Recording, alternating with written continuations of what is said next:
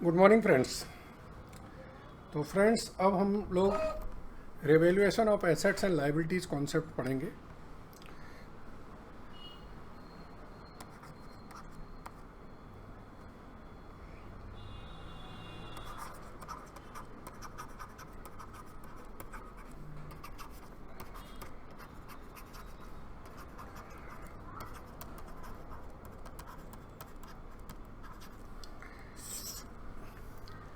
ये टॉपिक हमको कहाँ कहाँ काम आएगा, इस चीज़ को समझ लीजिए। जब भी कोई भी आपकी चेंज होगी इन एग्जिस्टिंग पार्टनर्स, कोई भी एग्जिस्टिंग पार्टनर्स में रेशियो चेंज हो जाए, या एडमिशन हो, या रिटायरमेंट हो, या डेथ हो, ये चारों केसेस में आपको एसेट्स और लायबिलिटीज़ का रिवैल्यूएशन करना है। अगर मैं इसको ऐसे कहूँ कि जब भी कोई टर्म्स चेंज हो रही हैं आपको, तब आपको एसेट्स और लायबिलिटीज़ का रिवैल्यूएशन करना है। अब क्या है इसमें समझ लीजिए, अगर रिवैल्यूएशन करते वक्त अगर मेरी एसेट्स बढ़ रही है या लायबिलिटीज़ कम हो रही है, या मेरे पास कोई एसेट्स पहले नहीं थी, अब कोई मेरे पास नई एसेट्स आ गई है, ये सारी चीज़ें किस चीज़ को रिप्रेजेंट करती हैं? मुझे एक प्रॉफिट के बारे में रिप्रेजेंट करती हैं कि मुझे प्रॉफिट हो रहा है। और जब भी प्रॉफिट होगा तो हम रिवैल्यूएशन अकाउंट को क्रेडिट करेंगे, तो वो एसेट्स अकाउंट हमारा डेबिट होगा। लायबिलिटीज़ अकाउंट अगर कम हो रही है लायबिलिटी, तो लायबिलिटीज़ अकाउंट डेबिट होगा। अगर कोई हमारी अनरिकॉर्डेड एसेट्स है वो आ रही है, तो वो अकाउंट डेबिट होगा टू रिवैल्यूएशन अकाउंट। ठीक है। ऐसे ही अगर मेरी एसेट्स की वैल्यू कम हो रही है या लायबिलिटीज की वैल्यू बढ़ रही है, या कोई मेरे पास अनरिकॉर्डेड लायबिलिटीज आ गई है जो पहले से नहीं थी, तो ये सब चीज़ें सिचुएशन मुझे एक लॉसेस को रिप्रेजेंट करती हैं। और जब भी लॉसेस रिप्रेजेंट हुई तो रिवैल्यूएशन अकाउंट को मुझे डेबिट करना होगा।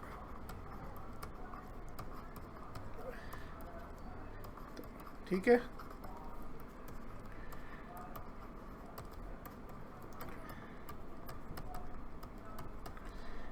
इससे ज़्यादा कोई बड़ा कंसेप्ट नहीं है।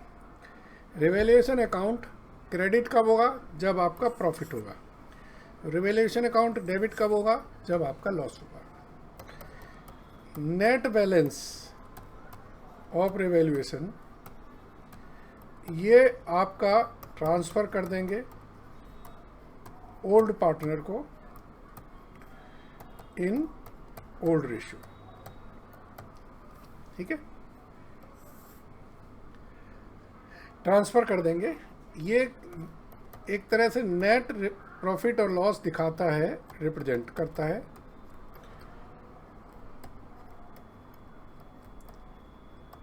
ठीक है। तो अब आपको रिवैल्यूएशन अकाउंट कैसे बनेगा ये बता देते हैं।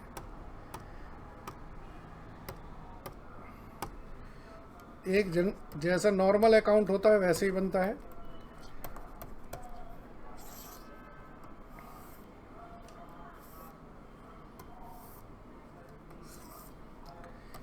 यहाँ पे एसेट्स कब लिखी जाएंगी? जब एसेट्स की वैल्यू कम हो रही होगी। और यहाँ पर एसेट्स कब लिखी जाएंगी? जब एसेट्स की वैल्यू बढ़ रही हो। यहाँ लायबिलिटीज़ कम लिखी जाएंगी जब लायबिलिटीज़ बढ़ रही हो, लायबिलिटी जब कम हो रही हो। कोई अनरिकॉर्डेड एसेट्स आ जाए तो यहाँ पर है, और अगर कोई अनरिकॉर्डेड लायबिलिटीज़ अनरिकॉर्डेड, यहाँ तो लायबिलिटी आएगी, लॉस हो रहा ना।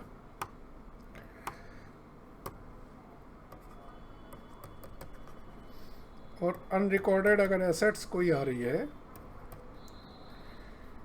तो वो आपकी यहाँ आएगी। इसके बाद इसका आप टोटल करें, ये आपका नेट बैलेंस है, ये प्रॉफिट ट्रांसफ़र कर देंगे ओल्ड पार्टनर को इन ओल्ड रेशियो। ठीक है जी। तो ये रिवैल्यूएशन अकाउंट की ये एंट्रीज होंगी और ये अकाउंट हुआ। एक केस और बता रहा हूँ जो मैंने अभी थोड़ी देर पहले और बताए थे कि अगर मान लीजिए जैसे गुडविल की एंट्री है, एडमिशन पर हम लोग गुडविल भी करते हैं ना, तो अगर हम लोग जैसे गुडविल के इफेक्ट कैसे देते हैं हम लोग, gainer partner to sacrifice partner, यही लिखते हैं। अगर रिजर्व हैं और उनकी एडजस्टमेंट एंट्री पास करनी हो, एडजस्टमेंट एंट्री का मतलब अभी इससे पहले वाले लेक्चर में मैंने बताया था कि एडजस्टमेंट एंट्री का मतलब है कि रिजर्व हमारी बुक्स में शो करेंगे, सिर्फ उनका जो नेट इफेक्ट और नेट गेन है उनको पास करना है। तो उसके लिए हम लोग करते हैं gainer account debit to sacrificer. तो ऐसे ही अगर मुझे रिवैल्यूएशन में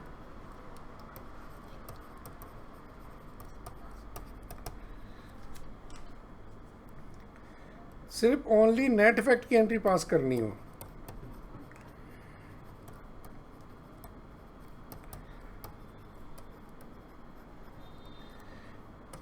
इसका मतलब क्या है, book value of assets and liabilities not to change. मतलब क्या है कि जैसे एसेट्स मेरी बढ़ रही है तो एसेट्स बढ़ रही है या लायबिलिटी कम हो रही है, तो मैं अपनी नई बैलेंस शीट में जो एसेट्स पुराने वैल्यू पे थी वही शो करना चाहता हूँ, उनकी इम्पैक्ट को चेंज नहीं करना चाहता। मतलब जैसे मान लीजिए मेरा स्टॉक था पहले 1,00,000 रुपए का और मैंने कहा 20,000 बढ़ गया, तो नई बैलेंस शीट में मैंने 1,20,000 दिखाना चाहिए, लेकिन मैं ये चाहता हूँ कि मैं 1,00,000 ही दिखाऊँ। अगर मुझे 1,20,000 दिखाना है तो मैं रिवैल्यूएशन अकाउंट बनाऊँगा और उसमें जो भी इम्पैक्ट है दे के बैलेंस शीट में 1,20,000 दिखाऊंगा। लेकिन मैं ये चाहता हूँ कि नहीं, मैं सिर्फ एडजस्टमेंट की पास कर दूँ, नेट इफेक्ट की एंट्री पास कर दूँ या एसेट्स और लायबिलिटीज़ की वैल्यू चेंज नहीं करूँ। तो इसमें भी वही एंट्री करेंगे हम, gainer partner to sacrificing partner. ठीक है, एंट्री इसमें भी यही होगी। कुछ क्वेश्चन अभी करेंगे तो उससे आपको समझ आ जाएगा। ठीक है, चलिए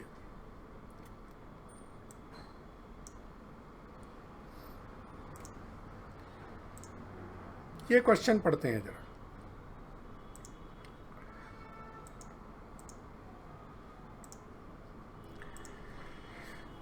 अनिल, मनवी एंड पायल, इनके बीच में रेशियो दे रखा है 5:3:2। दे एग्रीड टू डिसाइड 2:2:1, मतलब एडमिशन रिटायरमेंट नहीं है सॉरी, सिर्फ और सिर्फ इनके बीच में रेशियो चेंज हो रहा है। लैंड एंड बिल्डिंग एप्रिशिएट कर रही है, प्रॉफिट हो गया। मशीनरी रिड्यूस कर रही है, लॉस हो गया। स्टॉक इंक्रीज कर रहा है, प्रॉफिट हो गया। Provision for doubtful debts create करना है तो ये लॉस हो गया। ये क्लेम नहीं करेंगे तो ये प्रॉफिट हो गया। और वर्कमैन कंपेंसेशन का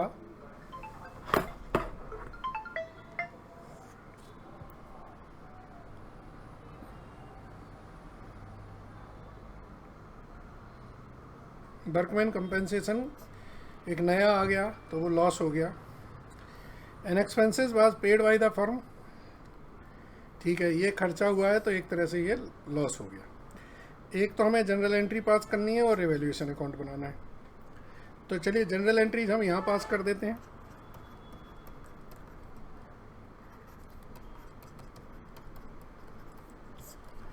पहले लैंड एंड बिल्डिंग एप्रिशिएट हो रहा है 10% से, तो एंट्री क्या करेंगे, land and building account debit to revaluation account, ये मेरी एंट्री हो गई 26,000 रुपीज़ से। फिर लिखा है मशीनरी रिड्यूस हो रही है 15% से, तो रिवैल्यूएशन अकाउंट डेबिट करेंगे और मशीनरी अकाउंट को हम क्रेडिट करेंगे। 3,50,000 का 15% दैट कम्स टू 52,500। ठीक है जी। स्टॉक इंक्रीज हो रहा है 1,00,000 रुपए तक, 2 लिखा है, ध्यान रखिएगा। पहले स्टॉक 90,000 था, स्टॉक बढ़ गया मेरा, स्टॉक डेबिट होगा टू रिवैल्यूएशन अकाउंट 10,000 से, 1,00,000 माइनस 90,000। ठीक है जी। अगर ये इंक्रीज्ड बाई होता तो फिर 1,00,000 से एंट्री पास करते। चौथी एंट्री, ये लॉस है मेरी, तो रिवैल्यूएशन अकाउंट मेरा डेबिट होगा to provision for bad debts. Debtors कितने हैं मेरे, 1,00,000 के हैं, उनका 5% 5,000 से मैं ये एंट्री पास कर दूंगा। फिर क्या है, क्रेडिटर नॉट टू क्लेम, तो ये प्रॉफिट हो गया मेरा। लायबिलिटी डिक्रीज हो रही, creditor account debit to revaluation account, ये 5,000 से मैंने प्रॉफिट की एंट्री पास कर दी। चलिए, इसके बाद है वर्कमैन कंपेंसेशन, नया आ गया है, छठवीं एंट्री। तो रिवैल्यूएशन अकाउंट डेबिट करेंगे टू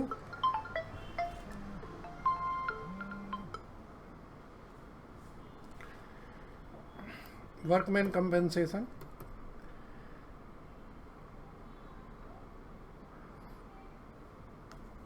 अच्छा, वर्कमैन कंपेंसेशन का रिजर्व मेरे पास है 30,000 का। ओके, तो अब इसमें फिर ये एंट्री ऐसे पास नहीं होगी, इसको हम वर्कमैन कंपेंसेशन रिजर्व से पास करेंगे। अगर वर्कमैन कंपेंसेशन रिजर्व नहीं दिया होता तो हम सीधा रिवैल्यूएशन में इसका लॉस दिखा देते। अब देखिए, वर्कमैन कंपेंसेशन रिजर्व मैंने बना कितने का रखा है, ये मैंने बना रखा है 30,000 का, जबकि वर्कमैन कंपेंसेशन मुझे देना कितना है, 10,000, तो 20,000 मुझे प्रॉफिट हो गया रिवैल्यूएशन में। अब ये रिवैल्यूएशन में भी डाल सकते हैं और ये डायरेक्ट पार्टनर्स को भी बांट सकते हैं। जब मैंने वर्कमैन कंपेंसेशन पढ़ाया था, मैंने आपको बताया था कि डायरेक्ट पार्टनर्स को बांट दीजिए, तो आप डायरेक्ट पार्टनर्स को भी बांट सकते हैं। अगर आप रिवैल्यूएशन से पास करेंगे तो आप ये रिवैल्यूएशन अकाउंट में भी 20,000 रुपये लिख सकते हैं। मैं दोनों चीज़ें बता रहा हूँ यहाँ पे, या तो ये करेंगे और या फिर आप डायरेक्ट पार्टनर्स को बांटेंगे, टू अनिल, टू मानवी और टू पायल, इनके ओल्ड रेशो में। ठीक है जी। छठवीं एंट्री है आपकी वर्कमैन कंपेंसेशन की, और सातवीं है रिवैल्यूएशन के खर्चे, मतलब खर्चे हैं, तो रिवैल्यूएशन अकाउंट डेबिट होगा 2,000 रुपीज़ से, 2,000 रुपये आपने बैंक के पेमेंट करिए कोई। अब क्या करना है, अब आपको बनाना है एक रिवैल्यूएशन अकाउंट।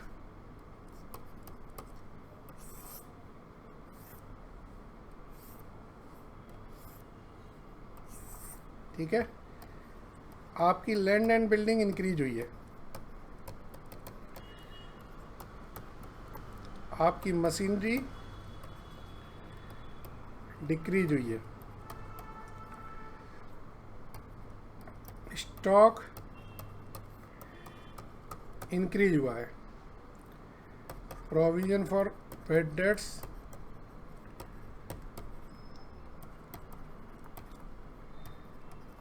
क्रेडिटर आपके कम हुए हैं। जो सामने देखो, सामने जो दे रखा है बस उसी को करना है, ठीक है। वर्कमैन कंपेंसेशन अगर यहाँ देखेंगे तो आपका आएगा वर्कमैन कंपेंसेशन रिजर्व 20,000। यहाँ पे मैं एस्ट्रिक लगा रहा हूँ, हो सकता है आपकी बुक में वर्कमैन कंपेंसेशन रिजर्व रिवैल्यूएशन में ना डाल के पार्टनर्स को डायरेक्ट दे दें, तो 20,000 से आपका रिवैल्यूएशन प्रॉफिट कम हो जाएगा। और 2 एक्सपेंसेस हो गया 2,000। इसका टोटल करें, ये कितना हो रहा है? 26, 46, 56, 63।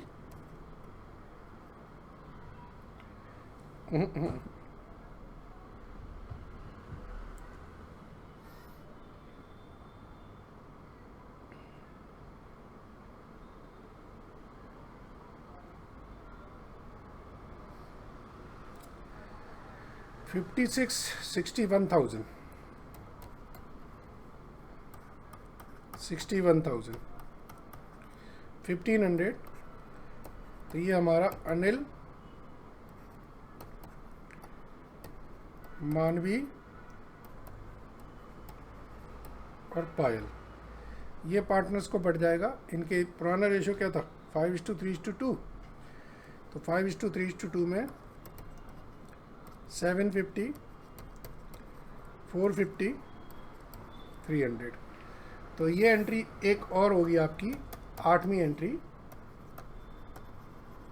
Revaluation account debit to Anil, to Manvi, to Payal, 1,500 की, 750, 450, 300 being net profit transfer to partner.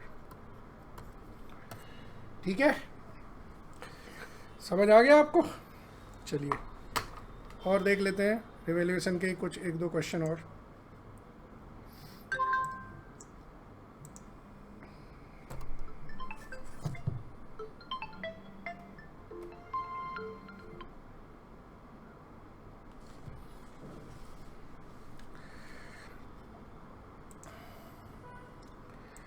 ये क्वेश्चन देखिए जरा।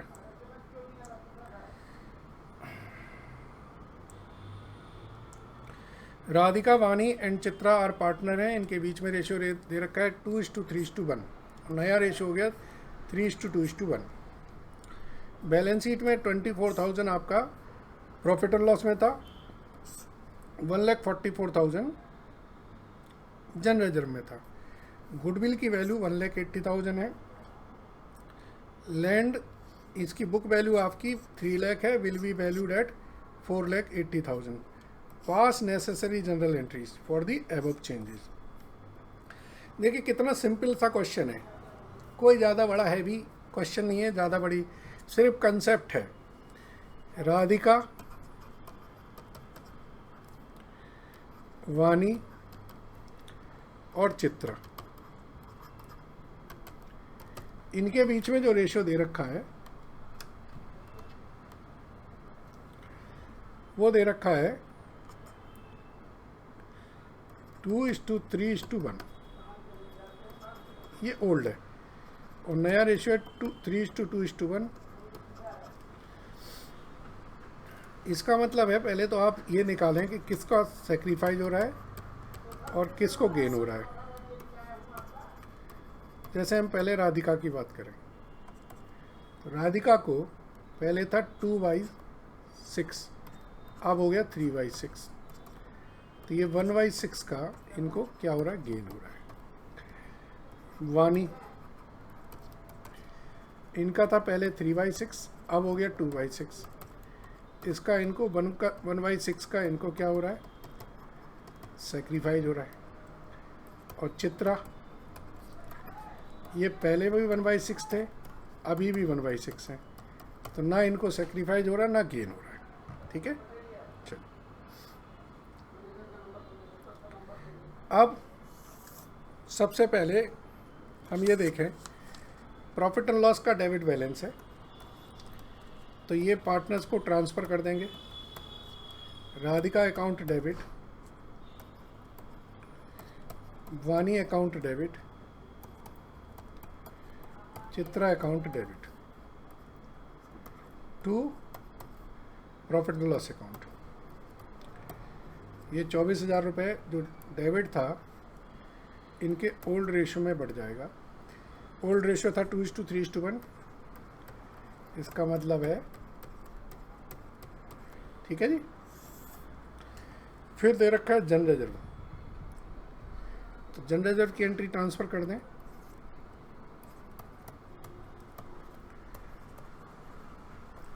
जन रिजर्व अकाउंट डेबिट 1,44,000 से टू राधिका, टू वानी, टू चित्रा। ये भी इनके ओल्ड रेशो में बढ़ जाएगा, तो ये 24,000, 72,000, 48,000, ठीक है। तीसरा इन्होंने बोला है कि गुडविल की जो एंट्री है,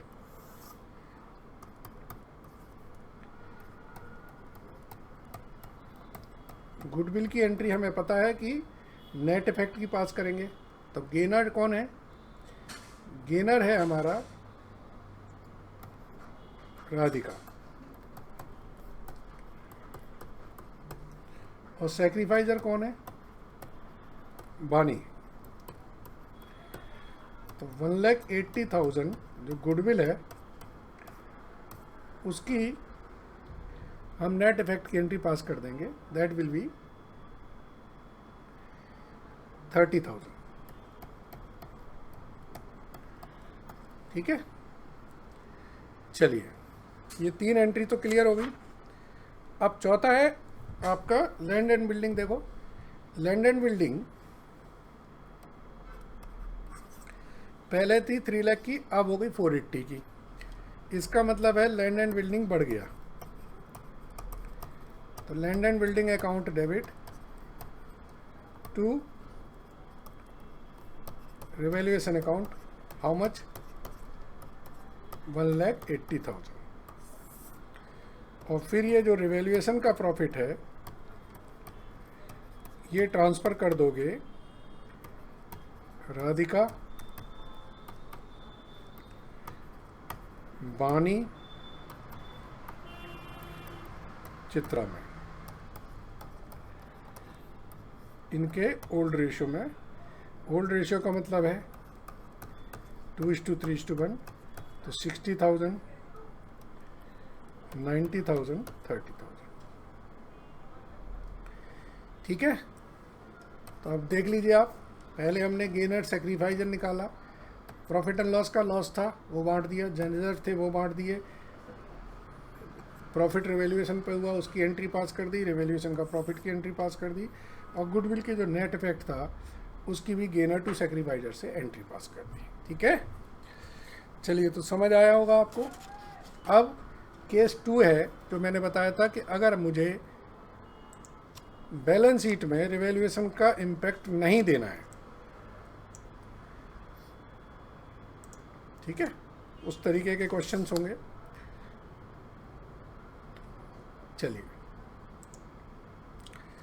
तो इस क्वेश्चन को जरा देख लें हम। ABC are sharing profit and losses 5:3:2, इनके बीच का नया रेशो हो गया 2:3:5, ठीक है। They also decide to record the following revaluation without affecting the book value of assets and liabilities by passing an adjustment entry। तो इसका मतलब क्या है? एक एंट्री पास करनी है, ठीक है। अब आप देख लीजिए इसमें क्या हो रहा है। चलिए, एक तो यहीं से वर्किंग कर लेते हैं। लैंड एंड बिल्डिंग की 50,000 रुपये से वैल्यू बढ़ रही है, प्लांट एंड मशीनरी की 10,000 से कम हो रही है, सन्ड्री क्रेडिटर में 5,000 से कम हो रहा है तो प्रॉफिट हो रहा है। आउटस्टैंडिंग एक्सपेंसेस मेरे 15,000 से बढ़ रहे हैं, तो एक तरह से लॉस हो रहा है। तो ये है मेरा 55,000 और ये है 15,000। तो एक तरह से मुझे नेट प्रॉफिट कितने का हो रहा है, 55,000 minus 15,000, that is 40,000 on revaluation. Revaluation से मुझे 40,000 रुपये का प्रॉफिट हो रहा है। ये दिख गया सामने से आपको। अब आप सैक्रिफाइस और गेन निकाल लीजिए। ए बी सी के बीच में जो पहले रेशियो था वो था 5:3:2 और अब है 2:3:5। ये ओल्ड है, ये न्यू है। तो ज़रा देखें किसको सैक्रिफाइस हो रहा है, किसको गेन हो रहा है। ए का पहले कितना था, 5/10, अब हो गया 2/10। तो ये 3/10 इनको सैक्रिफाइस हो रहा है। बी का पहले कितना था, इनका 3/10 था, अभी भी 3/10 है। और सी का कितना था, ये 2/10 था, अब है 5/10। तो ये 3/10 इन्हें गेन हो रहा है। तो इससे क्या निकल रहा है कि सी को गेन हो रहा है। तो एंट्री जो होगी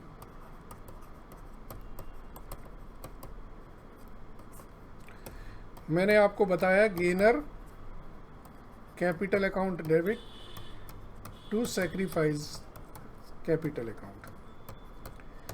ये एंट्री होती है, चाहे आप गुडविल की करें और चाहे आप किसी भी चीज़ की करें।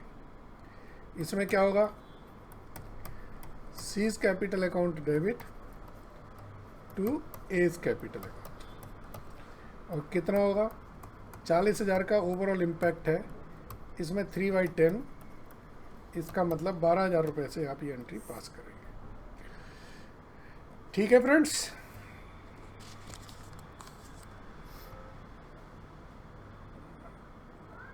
क्या हो गया कुछ, हाँ जी थोड़ी सी गड़बड़ हो गई, देख लीजिए, यही होती है गड़बड़ें, ध्यान से देखिए। 10,000 और 15,000, इसका टोटल कितना होगा, इसका टोटल होगा 25,000। तो जब ये 25,000 होगा तो ये कितना होगा, ये होगा 30,000। तो फिर ये भी कितना होगा,